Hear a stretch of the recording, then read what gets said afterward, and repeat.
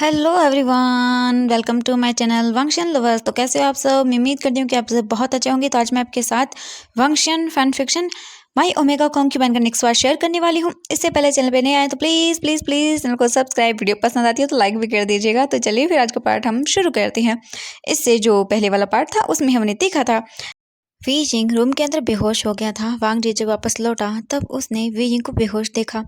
वांग जी इसके बाद वहां पर हीलर को बुलाता है और विंग को चेक किया जाता है। वी जिंग को चेक करने के बाद हीलर बता देता है कि वी जिंग प्रेग्नेंट है। बहुत ही जल्द हैंग वांगजुन फादर बनने वाले हैं। ये सुनते ही मानो वांग जी तो मतलब वो जमीन पर था ही नहीं। इतनी खुशी, इतने एक्साइटमेंट वांग जी को हो रही थी कि वो बता भी नहीं सकता था। वांग जी लिटरली बहुत ज़्यादा हैप्पी हो गया था। वांग जी की आंखों से बस आंसू ही गिरने वाले थे। वो पर्सन जो हीलर वहाँ पर था वो बोलता है, हैंग वांगजुन आप उनसे मिल सकते हैं। ये सुनते ही वांग जी बहुत ही हैप्पी हो जाता है। वांग जी रूम में जाता है और देखता है वी जिंग अभी भी बेहोश था। हीलर आता है रूम के अंदर और बोलता है, हैंग वांगजुन इनकी हालत पहले से बेटर है, लेकिन आपको इनका बहुत ही ज़्यादा ख्याल रखना होगा इस टाइम। इन्हें कोई भी स्ट्रेस, कोई भी सदमा कुछ भी नहीं देना है, क्योंकि ये प्रेग्नेंट हैं। अगर इन्हें कुछ भी ऐसा हुआ तो फिर इनके लिए ये बहुत ही मुश्किल होगा। ये इनकी पहली प्रेगनेंसी है और इनके लिए कॉम्प्लिकेट भी हो सकती है।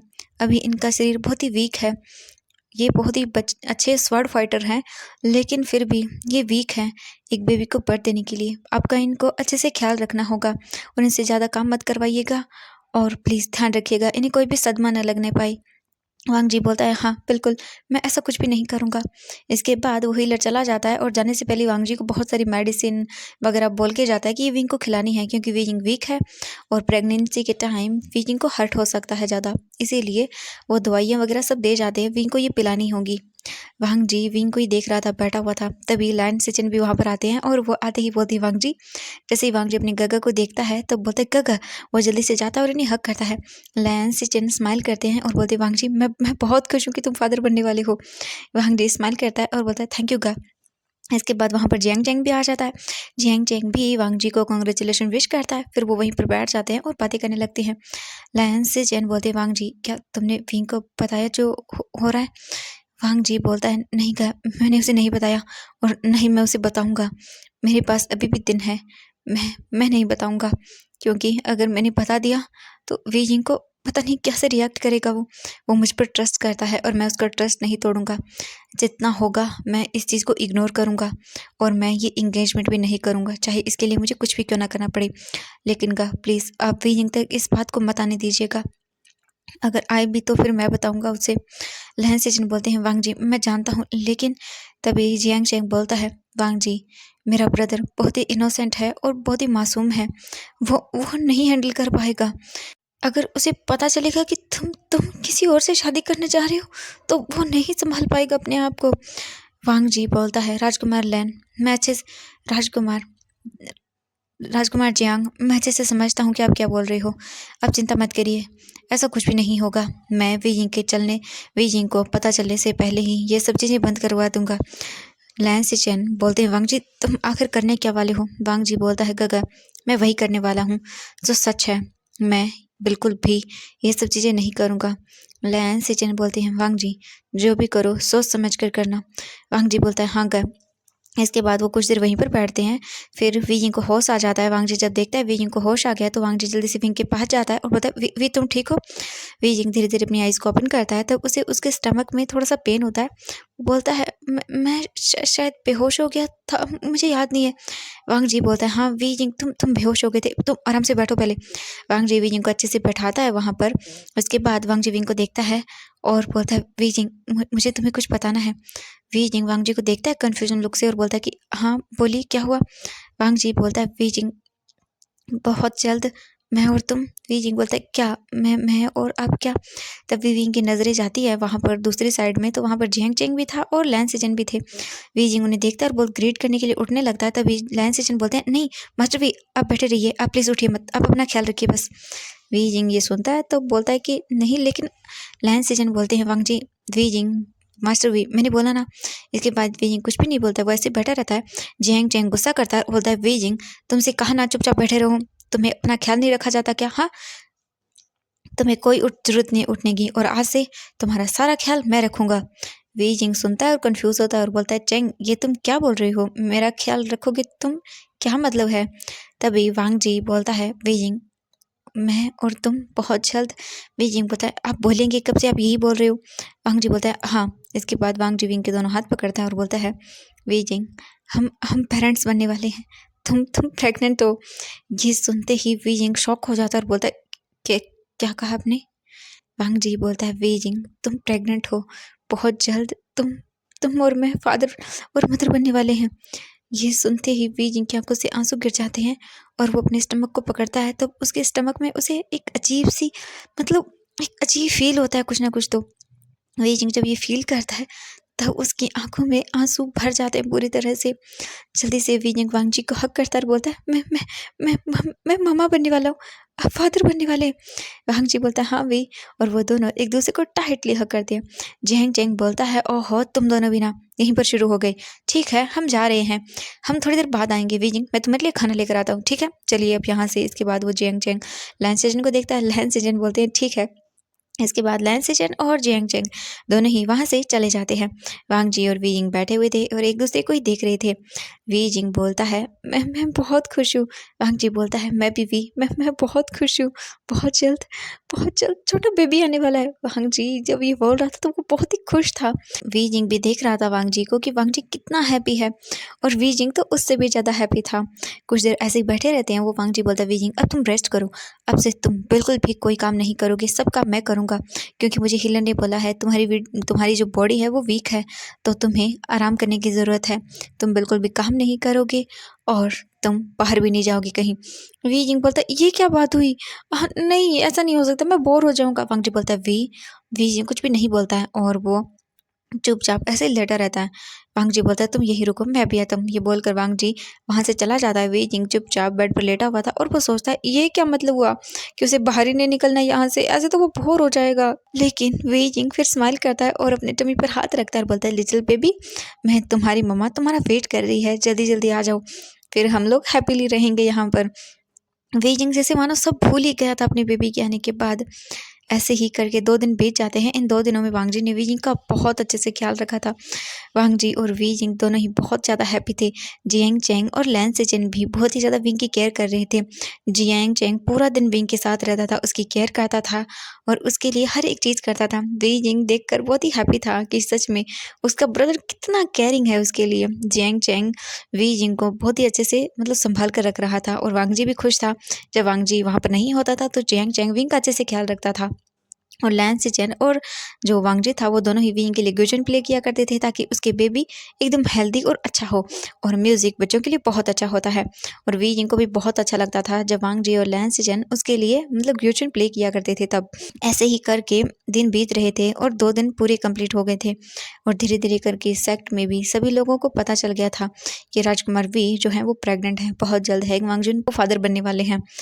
कुछ लोग बहुत ही हैप्पी थे और कुछ लोग बहुत ही ज़्यादा डिस्गस्टिंग फील कर रहे थे वी जिंग से, क्योंकि उन सभी को यही लग रहा था कि वी जिंग जो बेबी बर्थ देने वाला है वो वांग जी का नहीं है, बल्कि वो उस वैन चाहो का है।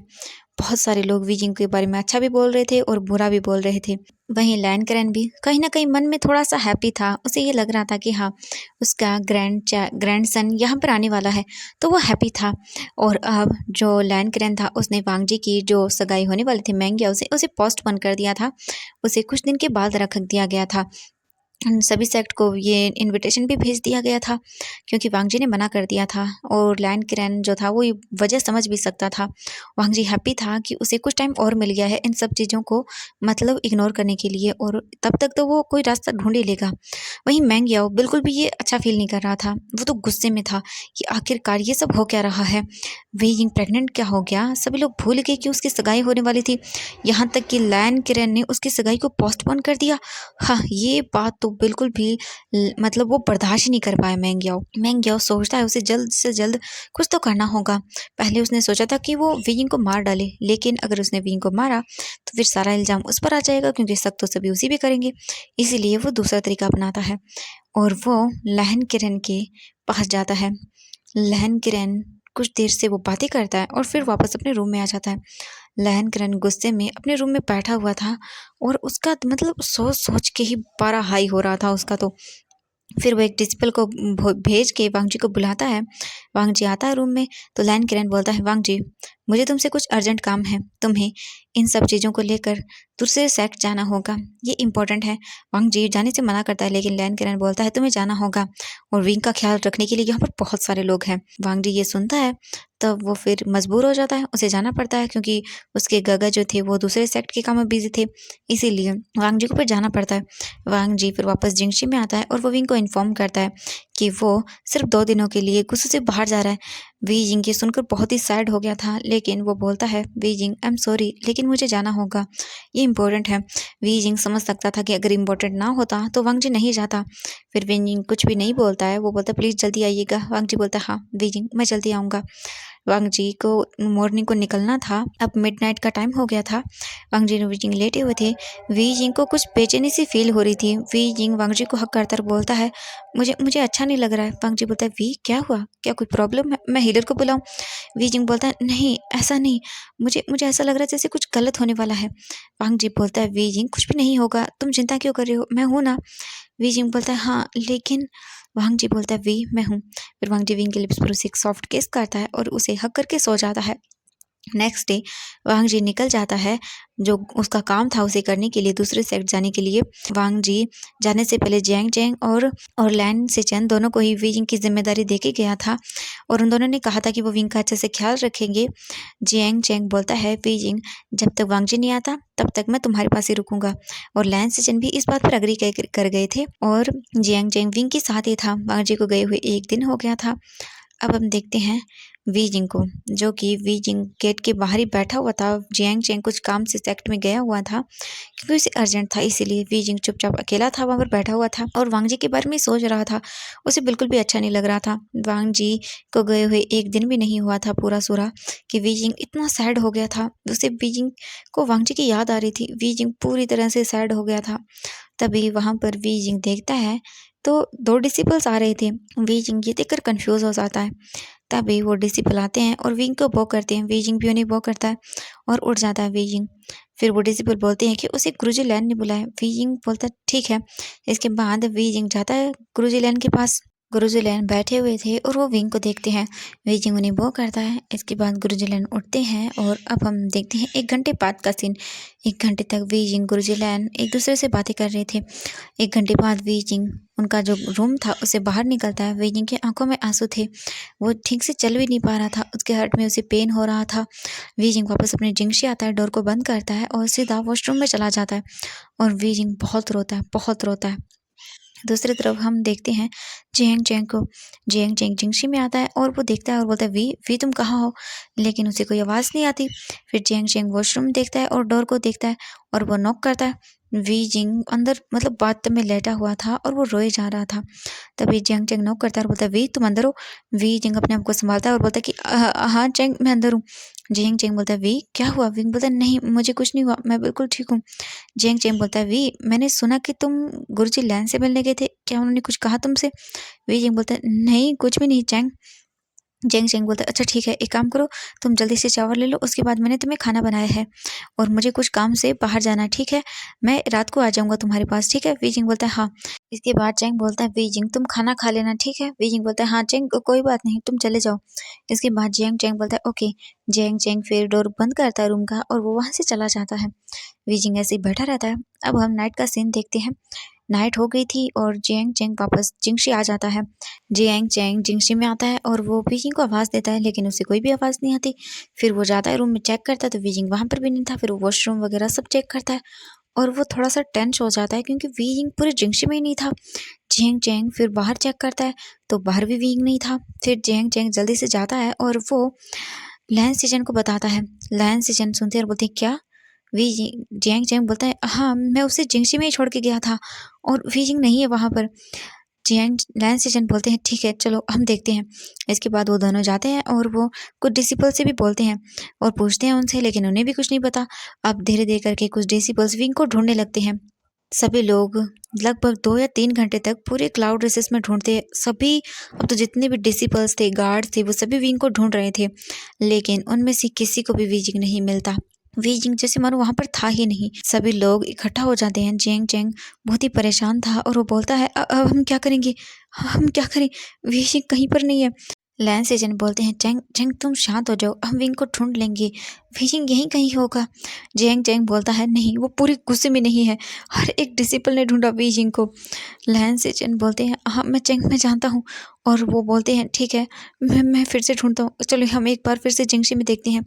जैंग चैंग बोलता है, ठीक है। इसके बाद वो वापस जिंगशी में आते हैं और पूरे जिंगशी को ढूंढते हैं। लेकिन तभी अचानक से जैंग चैंग की नजरें जाती है अलमारी पर, जो कि ओपन थी। ये देखकर जैंग चैंग शॉक हो जाता है। वो जल्दी से जाता है और अलमारी को चेक करता है, तो वहां पर वीजिंग के रॉब्स नहीं थे, कुछ भी नहीं था वहां पर वीजिंग का। ये देखकर जैंग चैंग घबरा जाता है और बोलता है, सिचन यहाँ आइए। लैन सिचन जल्दी से जाता है और बोलता है, चैंग क्या हुआ। लैन सिचन को बताता है जैंग चैंग कि यहाँ पर वीजिंग के रोब्स वगैरह कुछ भी नहीं है। ये सुनकर जैंग चैंग और लैन सिचन दोनों घबरा जाते हैं और मतलब उन्हें समझ नहीं आ रहा था आखिर वीजिंग चला कहाँ गया। वीजिंग के कपड़े वगैरह कुछ भी नहीं है, उन्हें कुछ भी समझ नहीं आ रहा था। वो बोल देते हैं कि वीजिंग को ढूंढो, पूरे सेक्ट में ढूंढो। ये आदेश जैसे ही सभी लोगों को मिलता है तो वो वीजिंग को पूरे लैंड सेक्ट में ढूंढने लगते हैं। पूरे गार्ड्स ने रात भर वीजिंग को ढूंढा पूरे गुस्सों में, लेकिन मॉर्निंग को आकर सभी गार्ड्स ने यही कहा कि उनमें से किसी ने वीजिंग को नहीं देखा। ये सुनते ही लैन सिचन तो मानो सदमे में ही आ गए थे और जैंग चैंग तो उससे भी ज्यादा।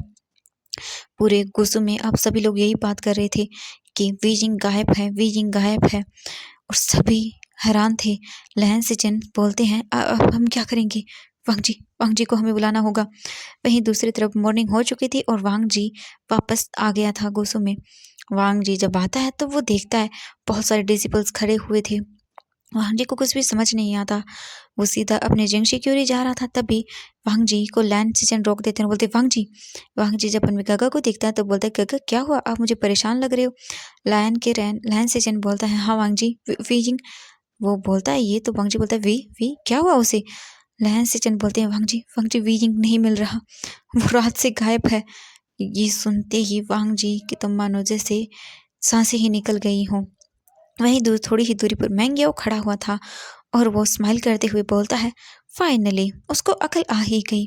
मैंने जो उसे कहा था कल, वो उसे अच्छे से समझ आ गया। चलो अच्छा हुआ खुद ही चला गया, वरना बेचारा क्या ऐसे ही देख पाता मेरी और वांग जी की वेडिंग। अच्छा हुआ चला गया, वरना जानबूझकर फिर मुझे या तो उसे मारना पड़ता या कुछ ना कुछ और करना पड़ता। अच्छा किया वो चला गया। ये बोलकर वो स्माइल करता है। तो एवरीवन आज के लिए बस इतना ही, मिलते हैं नेक्स्ट पार्ट में। आई होप कि वीडियो पसंद आई तो प्लीज़ वीडियो को लाइक, चैनल को सब्सक्राइब कर लीजिएगा। आई होप कि अच्छा लग रहा होगा आपको फैन फिक्शन। देखना होगा नेक्स्ट पार्ट में कि आखिरकार मैंग्याओ ने क्या किया है और वीजिंग कहाँ चला गया है। क्या वांग जी ढूंढ पाएगा वीजिंग को, और वीजिंग चला ही क्यों गया है। क्या कहा था लैन किरण ने और मैंग्याओ ने, क्योंकि वो भी तो उससे मिला था। तो चलिए बाय बाय एवरीवन। और क्या होगा जब वांग जी को पता चलेगा कि वीजिंग मतलब किसकी वजह से गया है।